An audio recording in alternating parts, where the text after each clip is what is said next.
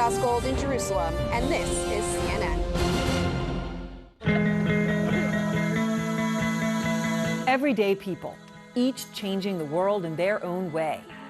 These are the extraordinary men and women we honor as CNN heroes. But tonight, we salute the not-so-everyday individuals who are dedicated to doing the same. Celebrities and public figures making a difference by shining a light on important issues and working to find solutions. Right here. Everything will be better. Chef Jose Andres, feeding those in need. Hey, we think we can help.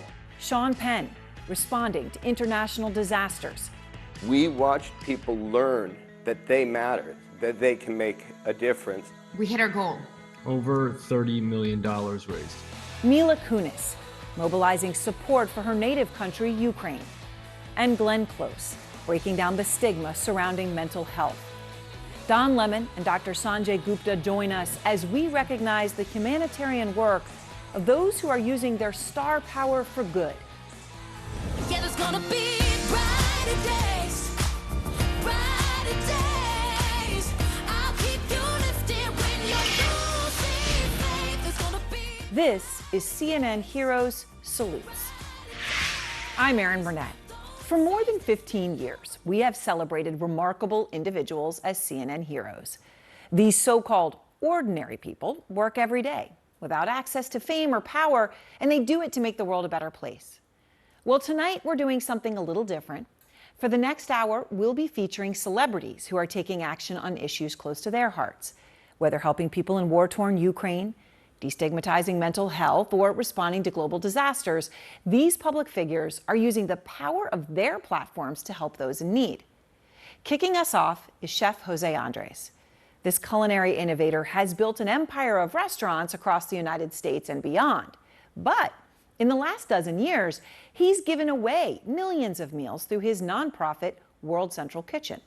And now, whenever disaster strikes, earthquakes, hurricanes, wildfires, even school shootings, Andres and his team mobilize, bringing hot meals where they're needed most. In February, after Russia invaded Ukraine, Andres and his organization also pushed into new territory, operating for the first time in a war zone. Don Lemon caught up with Andres to find out more about his passion to serve others. I'm here in the southern part of Holland. What you're gonna see is that people don't stop arriving. They are bringing children. It's freezing cold. I don't know how people make it. For us, coming to Ukraine was to come in the border in Poland, but we realized that we could do more. That's what we came into Ukraine to start partnering. A couple weeks that I was in Ukraine, you were in and out. Back to America, going to other places, coming back. You're still there as of this interview that I'm doing now. We're here north of Chernihiv. We have some bags of food, and we'll give them away until there's no more. How do you find the time and the energy and the commitment and the willpower to go to the front lines of catastrophes and run businesses at the same time? Because in my business, I have amazing individuals. They know how to run my company, they know how to run the restaurants, and I can dedicate myself to things that I do believe are very important too. We have a team of over 7,000 people across 200 cities in Ukraine. Boots on the ground, they make decisions on the fly. They're empowered to make those decisions. And at the end of the day, that's what I'm learning, that emergencies can only be run with people that are local, that know their situation, that you empower them to be successful. Breaking news out of Haiti, the largest, most powerful earthquake in the region. A lesson Andres says he learned after the deadly earthquake in Haiti, his first time in the field. Chronic hunger in the middle of an earthquake. 2010 was the moment that I decided not to be in the comfort of my home watching the news on TV. It's one moment that I began saying big problems actually have very simple decisions, very simple solutions. You send doctors and nurses. You send emergency experts. When you need to feed people, who do you think are the best people to feed people in emergencies? World Central Kitchen was born during that trip and has been filling the void in government response to catastrophes ever since. We're going through very high water. Take a look. The only way to be delivering food we have here around 1,000 meals. Once on the ground, Andres and his intrepid WCK team partner with local volunteer chefs. How many people do you have here? 300 plus. We are able to respond quickly. Why? Because we use the local resources, local restaurants, local catering, local food trucks, and we partner with them and we support them with logistics and money. This way we can do it within hours, not within weeks. How do you decide where to go? How do we decide? We don't decide. The events decide for us. Puerto Rico, in many ways, was the beginning of what World Central Kitchen is becoming. The team fine-tuned their operation when Hurricane Maria decimated Puerto Rico in 2017. The model of Puerto Rico was very important because we show up, and first day we did 1,000 meals in one restaurant. We went from one restaurant to more than 36 restaurants. We are doing 150,000 meals a day, almost 4 million meals. Evolving over the last 12 years from grassroots volunteers to one of the most highly respected humanitarian organizations in disaster relief. You're all over the world, but I just remember here in the United States during the pandemic, what a huge role you played. I cannot believe that I opened this place 27 years ago and that today it's closed. In March 2020, as states ordered public spaces closed, Andres converted 9 of his acclaimed restaurants in Washington, D.C. and New York City into community kitchens. I'm going to open on the side. People will be able to stop for pickup right in the back entrance. My challenge is how we can keep nimble as we grow, but still keeping the spirit of being fast. We've been in the last few days alone in Bangladesh. We've been in Oaxaca. We've been, unfortunately, after the shootings in Buffalo, in Texas. Andres' incredible drive and resilience is captured in a new documentary, aptly called We Feed People, directed by Ron Howard. I was fascinated by how he instigated this amazing program and in a short period of time grew it into something so substantial, so meaningful. Also the spirit of the organization, the entrepreneurism of it, these problem-solving challenges were just inspiring. And then there's his personality. He's charismatic, he's funny. Here we are cooking from home because when we cook together, we thrive together. Boom. Boom.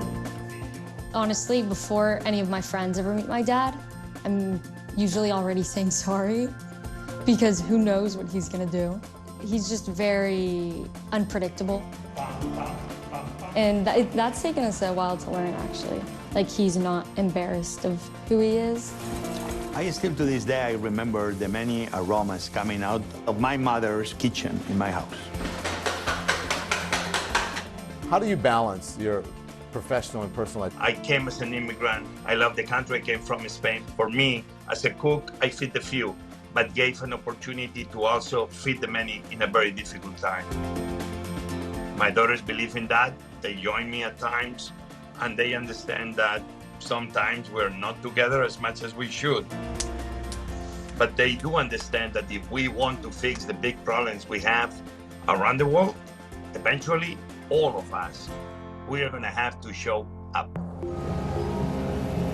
Does it ever get too dangerous for you or your crew? Okay, Jose, it's good to see you. First of all, how was everybody who was working in that facility? We keep assessing, I would say not even hour by hour. The kitchen area. We got a kitchen that was destroyed with a missile in Kharkiv. Even we got 4 wounded.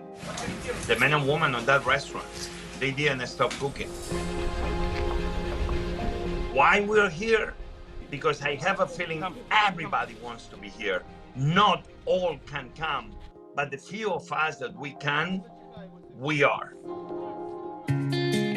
What he's done is really nothing short of extraordinary. In decades to come, you know, people will look at World Central Kitchen like we look at the Red Cross. It's on that global scale. We love the truck, they go.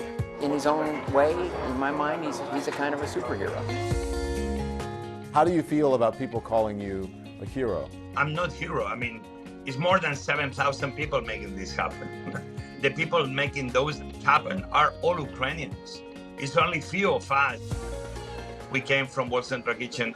On that front, I'm super proud. We are here to cover the needs. We are like a Trojan horse. We come to motivate people. I'm gonna do the card for the measurement.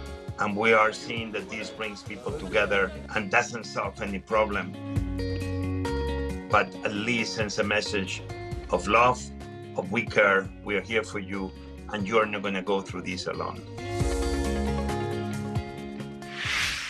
Chef Andres and World Central Kitchen say they have served up nearly 70 million meals worldwide. To donate to the organization and learn more about everyone you'll meet tonight, go to cnnheroes.com right now. Coming up. Next thing I knew, I was in a tunnel of a railroad track with a train coming, and I just couldn't get up. Dr. Sanjay Gupta gets to the core of actor Sean Penn's humanitarian work aiding communities in the face of crisis. I have gotten a front row seat to what heroism is. We're here now at the home of one of the FSB team, and my name's Clarissa Ward. I work for CNN. Was it your team that poisoned Navalny? It's just been a chaotic scene here. People are so exhausted. Just gonna help her carry this bag. We were just in the hospital. It was shocking. Why do you think India has been hit so badly? Scores of Taliban fighters, and just behind us, the U.S. Embassy. Why does a small group of women asking for their right to be educated threaten you so much? Raise your hand if you love school. I'm the one who has to look them in the eye. Can I have your word? These people are depending on you. You can hear gunshots every couple minutes. Now they're pressing in. They want desperately to tell their story.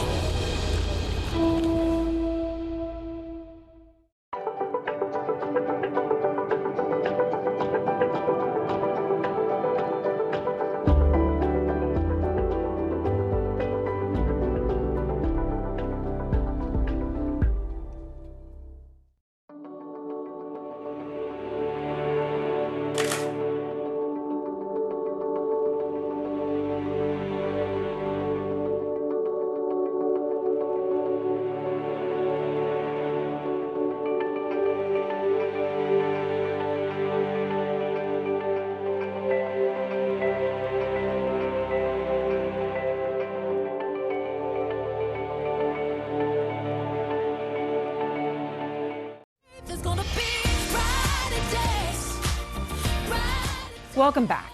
On January 12, 2010, a 7.0 magnitude earthquake struck Haiti, devastating its capital city, Port-au-Prince.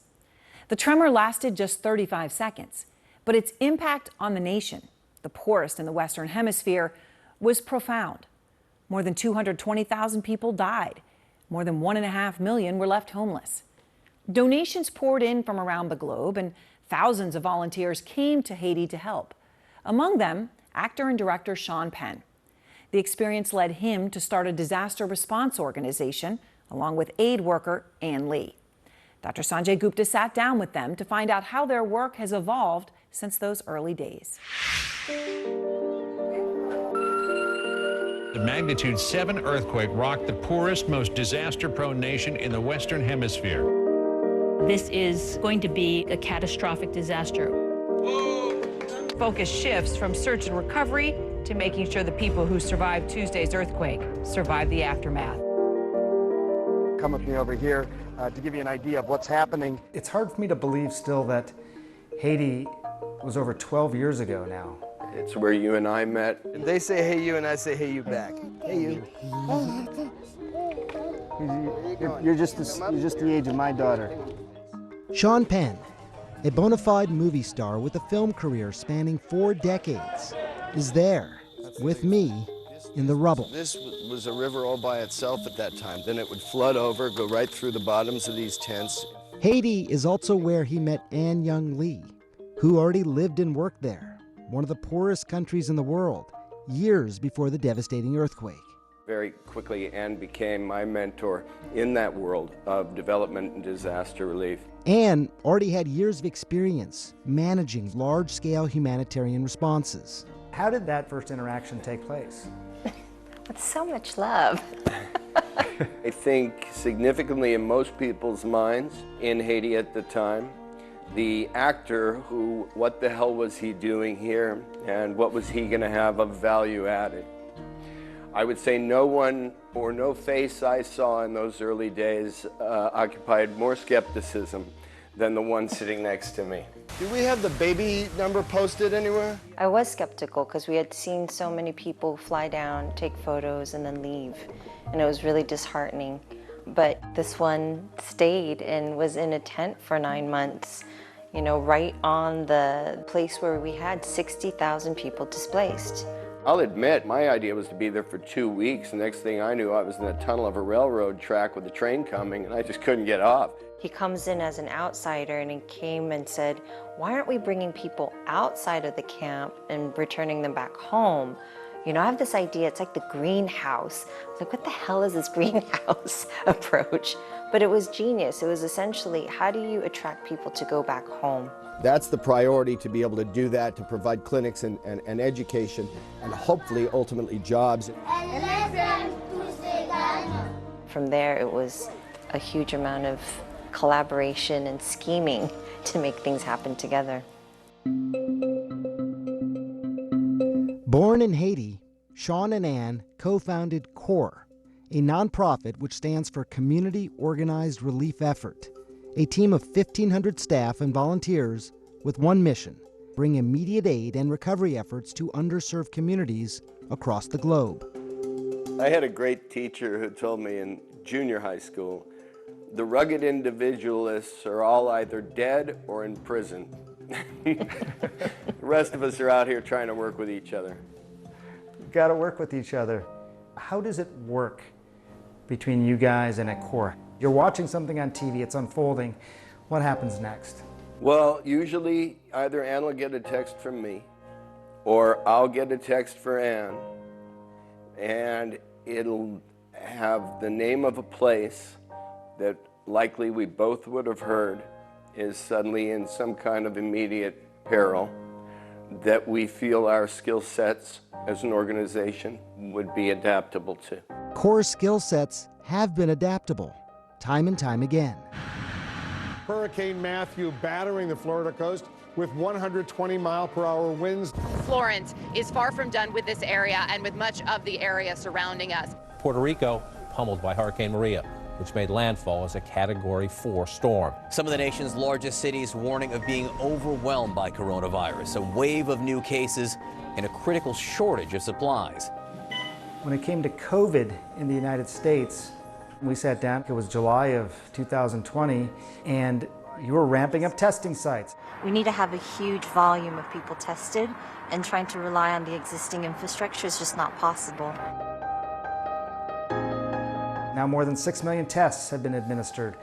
Ramped up vaccines when vaccines were available. Now close to 3 million vaccines have been administered through CORE in the United States and around the world. We spend $4 trillion a year on healthcare in the United States, and yet we needed CORE to come fill the gaps. What should people take away from that? It's scary. We've always focused on the reality that every disaster is really just uncovering the long-term disaster that's been sitting there, and that social inequality. They're at the heart of everything that we do. Just watching what's happened in our lack of healthcare systems, and even now, there's still neighborhoods where we're covering the cost of the uninsured to get tested. For Sean and Ann, crises know no bounds, whether it be an earthquake, a hurricane, a global pandemic, or a war. The fate of Ukraine is being decided right now. Russian forces gathering for what is now expected to be an assault on the capital. In the case of Ukraine, as in the case of Haiti initially, it was us coming and saying, hey, we think we can help. Right now, they're in the fight of their life. Since Russia invaded Ukraine on February 24th, CORE has placed their resources in neighboring countries. In order to respond to the critical needs of those fleeing, CORE set up teams in Poland and Romania. They offer urgent goods, such as cash assistance, food, hygiene kits, and baby supplies. Do you think of your work as heroic? I think that I have gotten to have a front row seat to what heroism is. When I was walking back over the border after the trip during the invasion into Poland, and almost every car that was lined up, and almost every adult person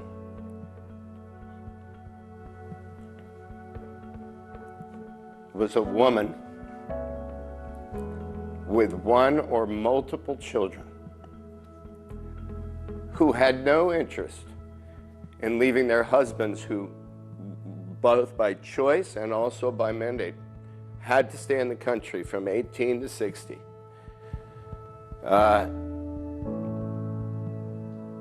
You know, what's a hero?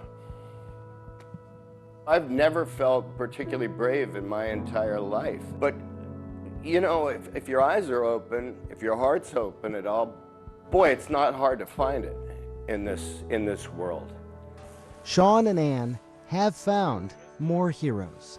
They lie in the hundreds of CORE staff and volunteers, also on the front lines. And we saw that in COVID, when we started, we didn't know how scary or how bad it was, and we never had a shortage of volunteers who wanted to put on that crazy hazmat with the goggles, gloves, and everything, not knowing what that meant, how much they would be exposed if they would get sick, what that would mean, bringing it home to their families. We never had a shortage of people who came to raise their hands to say, I'm in this. We're gonna do this. Enjoy the rest of your day, man. The young leaders that came up and became, you know, the cutting edge of CORE, we watched people learn that they matter, that they can make a difference. So I hope to be proudest of what we built, and that in the next 10 years, I'm going to be watching some of those people become senators and other things that might matter more. Senators are going to have to learn how to work with each other, but these guys already do. At a recent event, CORE raised more than $2.5 million for its humanitarian response in Ukraine. And Ukrainian President Volodymyr Zelensky thanked the organization for its efforts. To donate to CORE and learn more about all the organizations featured tonight, go to cnnheroes.com. Up next, Ukrainian-born actor Mila Kunis talks about her efforts to aid refugees from her homeland. How did you get all that together so quickly? Man, oh man, did I marry up. I have an incredible partner who never once questions my gut, doesn't question my intent, doesn't question me. We try to be global and we try to be smart. And we try very hard to get both of those every week. What I want to hear are authentic voices of people who are passionate or intelligent about a subject, who will make you smarter, move you emotionally, who will kind of challenge your mind or move your heart. And that's the consistency that we try to get at. Fareed Zakaria, GPS, Sundays on CNN.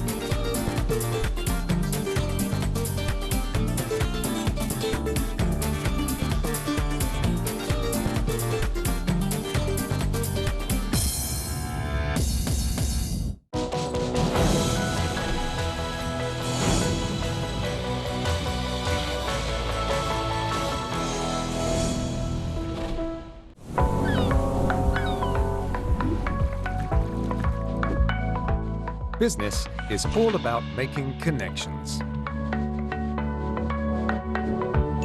But some connections are easier to make than others.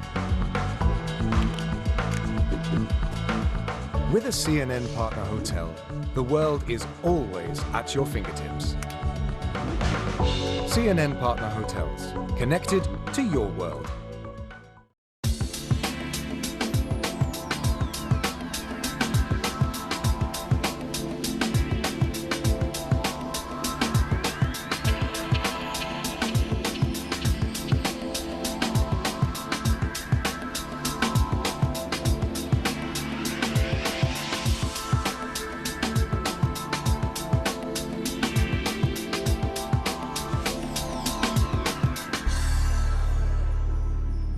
This is CNN. More people get their news from CNN than any other news source.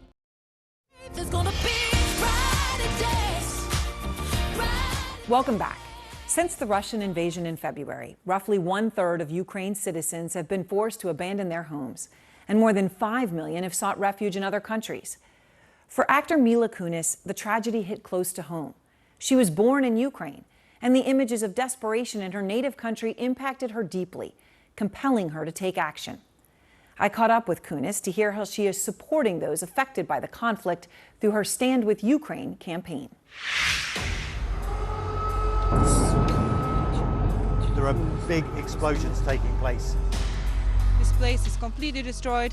What happened here is horrible.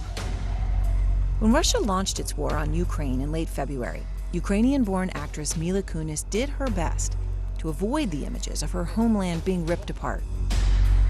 I don't do well with imagery. I try to avoid it because it makes me feel really hopeless instead of like inspiring me to do change, but it was unavoidable. Freezing temperatures with no food, no water, no bathroom, with little children. What Kunis was seeing and reading triggered an immediate change in how she viewed herself. I came to the States at 7.5. So when people would ask me, where are you from? I would always say, Russia. Because when I came, it was still the USSR. War starts, and instantly I found myself being like, oh, I am not Russian. I am Ukrainian who speaks Russian.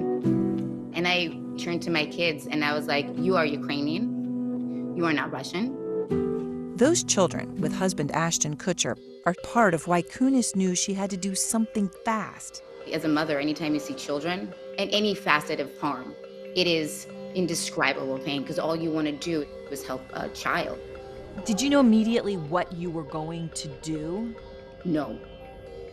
I think it was like 2-3 days went by. Once I realized this thing's not going to end anytime tomorrow, I could wrap my head around the refugee situation and getting supplies into the country. And I knew that my husband and I could facilitate that. Within a week, Kunis and Kutcher had a plan and a goal. We need to get housing and we need to get supplies and resources into the area.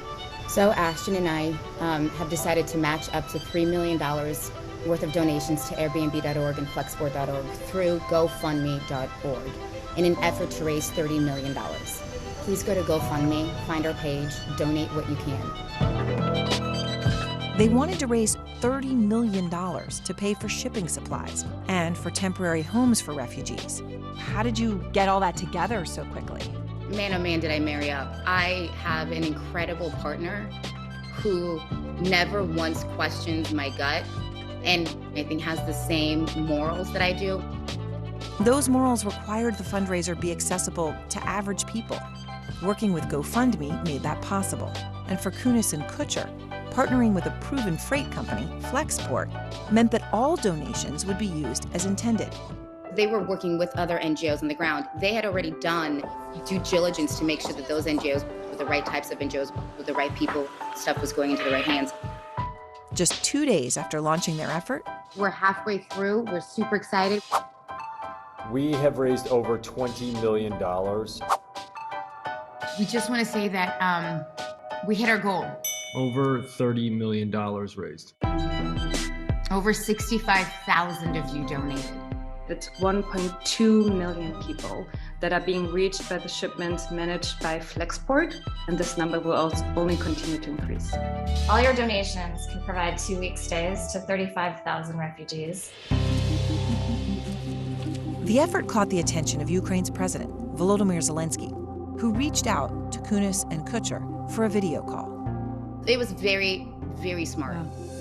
There was no chit chat. It was literally like, get down to business. Like, who do you know that can assist with this? Who do you know that can help with this? Can you call this person? Can you get this person? Can you connect us to these people? Ash and I are super fortunate where I feel like our Rolodex is really fat. And that is probably one of our greatest superpowers, is we can get a lot of people on the phone. The couple met Zelensky and his wife a few years earlier in Kyiv and left that meeting believers in Ukraine's new leader. Sometimes you meet a magical unicorn and you go, I hope that you succeed, because you're a normal, nice human being who has the best intent. It will take more than best intentions for Ukraine to continue its fight and to rebuild towns marked by bullets, littered with destroyed buildings, and missing residents killed in the war, like this man's stepson. He dreamed of a house, a car. He dreamed of living on.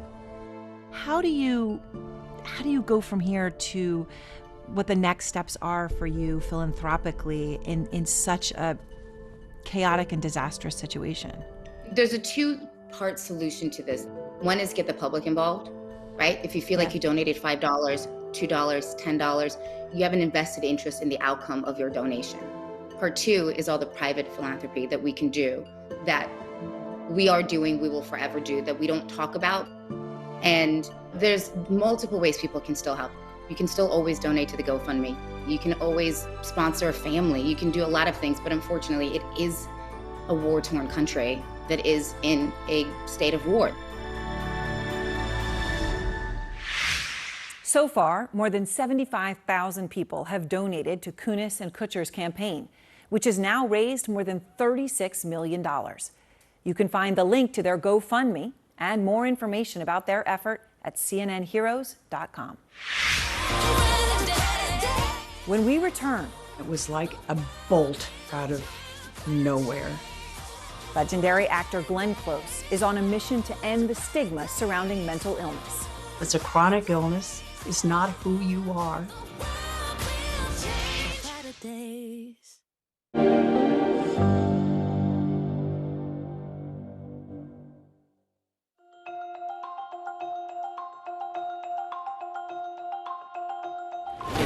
I am Fahad Hamid Al-Din, the CEO of the Saudi Tourism Authority.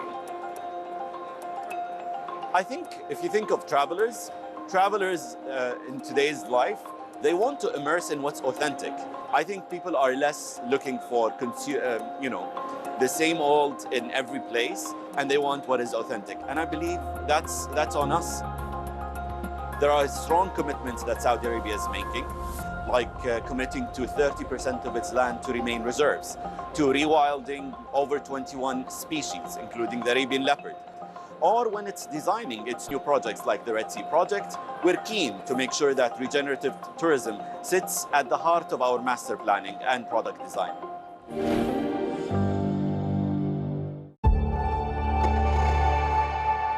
I always believe in karma. I believe that doing the right thing will always end up to making us even more money.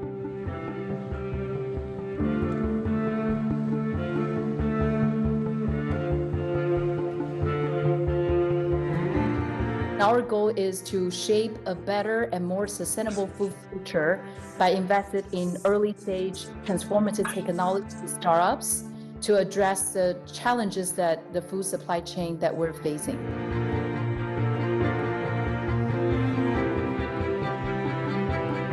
So we have been backing alternative protein solutions in many different forms, from the cell culture meat, fermentation-based protein, plant-based meat, plant-based dairy. First, you need to make those meatless food really tasty. And second layer is it also needs to taste like meat.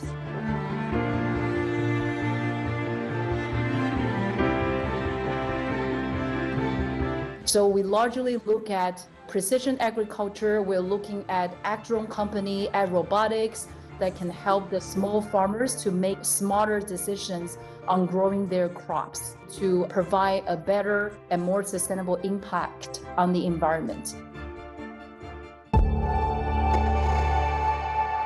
Mainland China tolerates no signs of dissent whatsoever. Are you anticipating dozens of people being prosecuted? Hundreds? Thousands? We're flying over ISIS front lines. This is the only protection we have. Nerves are still very much on edge. Firefighters have been battling this blaze for weeks. This is unfolding in front of our eyes. Ivan Watson, CNN.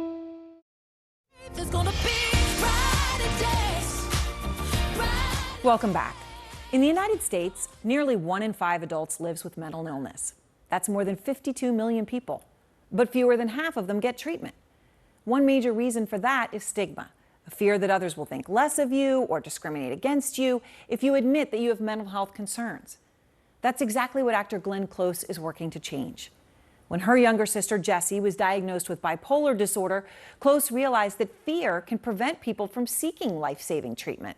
So in 2010, she and her sister started Bring Change to Mind, a nonprofit that aims to help people across the country realize that mental illness is nothing to be ashamed of. I've always said that mental health is a family affair. When my sister Jess came to me and said, I need help because I can't stop thinking of killing myself, it was like a bolt out of nowhere. Our family had no vocabulary for it. We didn't really understand it. We never talked about it. Now we know that she had bipolar disorder. When you look back, I saw evidence of Jessie's mental distress when she was very young. She would rub her fingers like this, you know, when she was anxious until it was raw, sometimes bleeding. And now that would be a major red flag. We face a stigma that can be as painful as the disease itself. We have, over the last 10 years, learned a tremendous amount about stigma, about how toxic it is. Her son, Kalen, was diagnosed with schizophrenia. I'm Kalen, and I've been living with schizophrenia for 11 years. We have found that the best way to start ending stigma is to talk about it. It's time to talk about mental illness. Start the conversation and pledge to end stigma. When Kalen came out of the hospital, he lost all his friends, and they never came back. The stigma is the trickiest to change.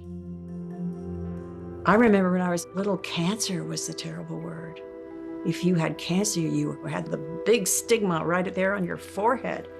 Well, now I think mental health needs that same normalization. We need to talk about our mental health as easily as we talk about our physical health. And we need to get funding for it on every level. Kalen and Jess, 10 years ago, decided with me to start Bring Change to Mind with the help of some wonderful friends. Bring Change to Mind is a nonprofit organization that fights against the stigma that surrounds mental illness. It's hard to talk about, but I have to because almost no one else does.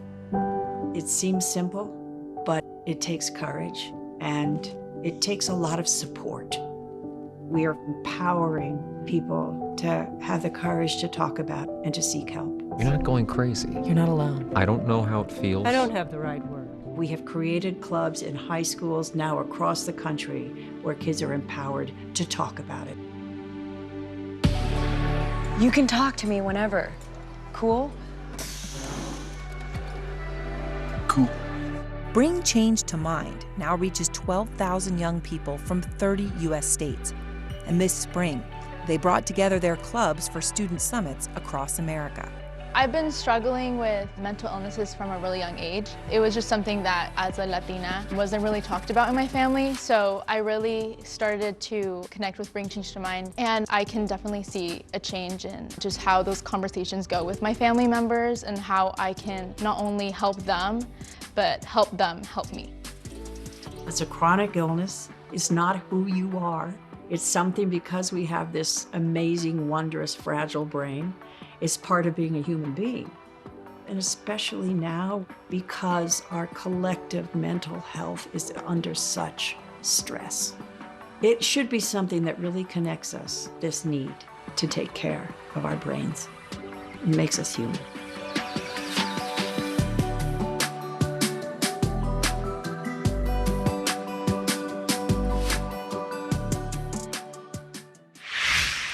Last May, Bring Change to Mind was one of several groups invited to the White House for the first ever Mental Health Youth Action Forum. First Lady Jill Biden and U.S. Surgeon General Vivek Murthy were joined by Selena Gomez to share the message that mental health is health. To donate to Bring Change to Mind and learn more about everyone featured tonight, go to cnnheroes.com. Coming up, I was looking at the CNN website and they had the CNN Heroes. I think it was in the first year.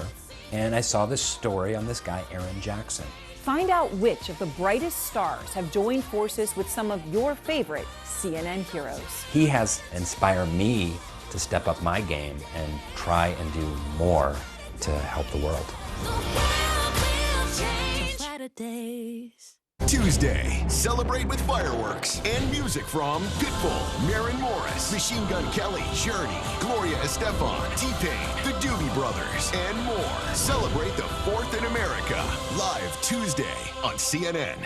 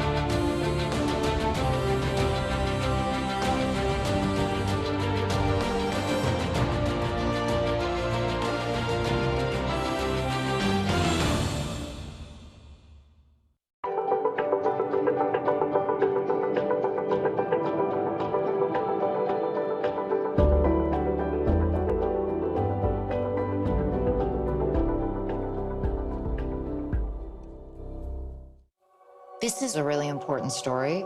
My name's Clarissa Ward. I work for CNN. Assalamu alaikum. Day in, day out, you see the reality of people living through this. Ничего страшного. Okay. This is the front line. On a human level, you find courage, sacrifice. This is what life is about. A lot of people are wondering why. You see the worst of humanity. Putin might use a nuclear weapon. Absolutely terrifying. But you also see the best of humanity.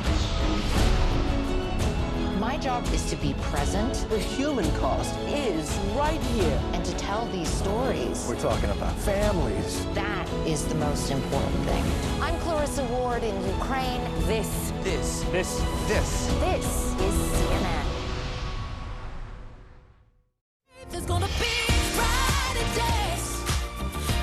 Welcome back. While CNN heroes are everyday people changing the world, many celebrities, who often share a passion for the same causes, have been motivated to join forces with them.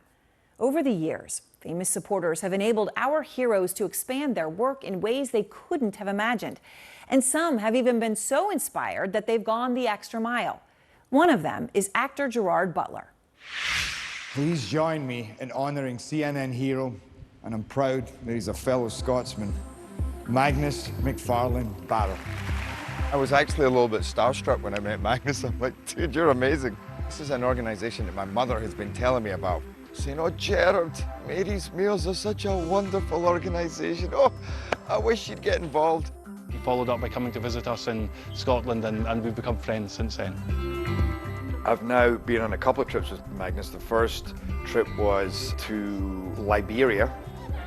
Liberia has huge needs. So many children out of school.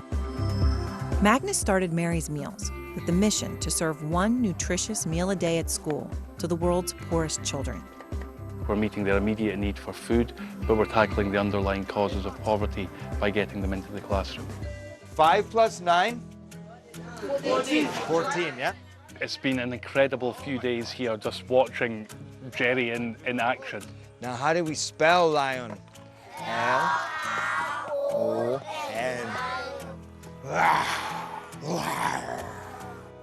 He's a man with a huge heart. Ever since that visit to Liberia, Jerry was always saying, let's do it again sometime, and decided on Haiti. So me and Jerry, being from Scotland, we're quite used to hills. You sure we have to do this? I don't know, I'm having second thoughts myself right now. Even just climbing up to one of the villages we visited was hard, you know, and just thinking about those people who are carrying that food up there every day.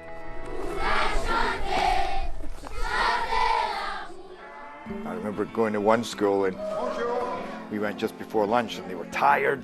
Then they had lunch and oh my God, it was like different people. Energy, laughing, chasing. Magnus is a big, gentle giant. He's like my brother and he's just developed this incredible organization. Mary's Meals is now feeding more than 2 million children in 20 countries. The real beauty of it is watching those children grow and become the people they're meant to be.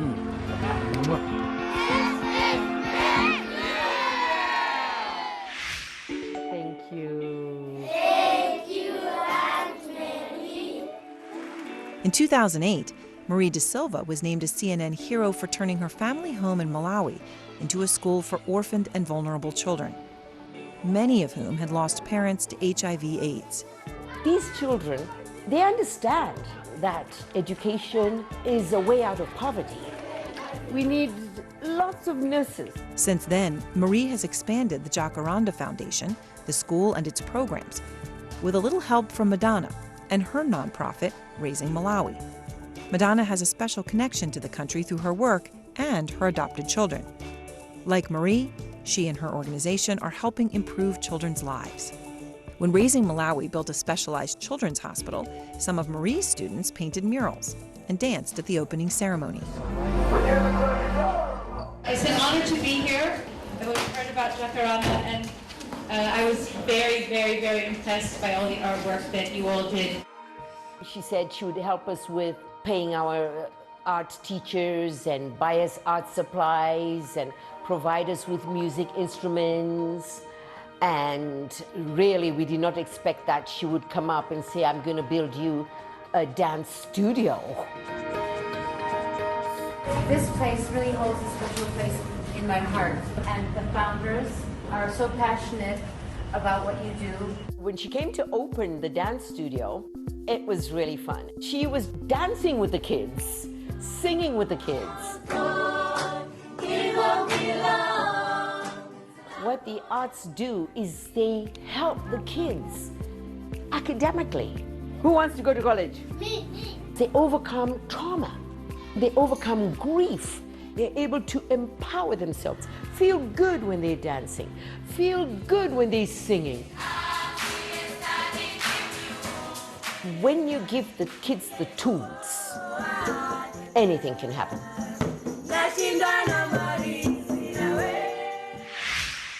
She's delivered thousands of babies, and that is why they call her Ibu, Mother Robin. In 2011, midwife Robin Lim became the CNN Hero of the Year. Before presenting the award, Christy Turlington Burns traveled to Bali to meet her and see firsthand her work with the Bumi Sehat Foundation. I had heard about her before we had the opportunity to meet. She's just so committed to that idea of gentle birth, of loving birth, of a transformative birth experience for all. You're the one that kept me up all night. Yes. Yeah. It's a very busy clinic and birthing center, and community. So it's a big baby. Yes. She got to meet the people here in Bali. We had a great connection, and that connection continued.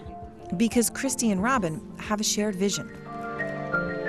I founded Every Mother Counts in 2010, really after having had my own personal postpartum complication. Every Mother Counts is really focused on making pregnancy and childbirth safe for every mother everywhere.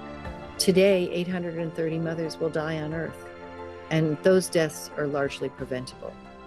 Our mission is to take care of all of these mothers and their babies and to give them the support they need. At Bhumi Sehat, nurses and midwives are available 24/7, and all services are free. For the poor, we are the only place they can call on. Every Mother Counts has supported Bhumi Sehat since we first met in 2011. We first were able to support the building of a laboratory to test mothers for HIV/AIDS. Throughout the years, we were able to provide emergency funding support. In the last few years, we've been able to provide unrestricted funding. Christy's helped us to make sure that all 6 of our locations stay open. Birth is an incredibly life-affirming event when things go well. That's what gives her the energy to make sure that families have access to her kind of care and love. So proud of you. Yeah, thank you. Individuals like Robin are models in how to live a life of purpose and how to really contribute to this world. I was literally sitting in my trailer at the office, and I was looking at the CNN website, and they had the CNN Heroes. I think it was in the first year, and I saw this story on this guy, Aaron Jackson. Rainn Wilson was inspired by Aaron's story in 2007. This is a young kid from Florida, grew up on a golf course.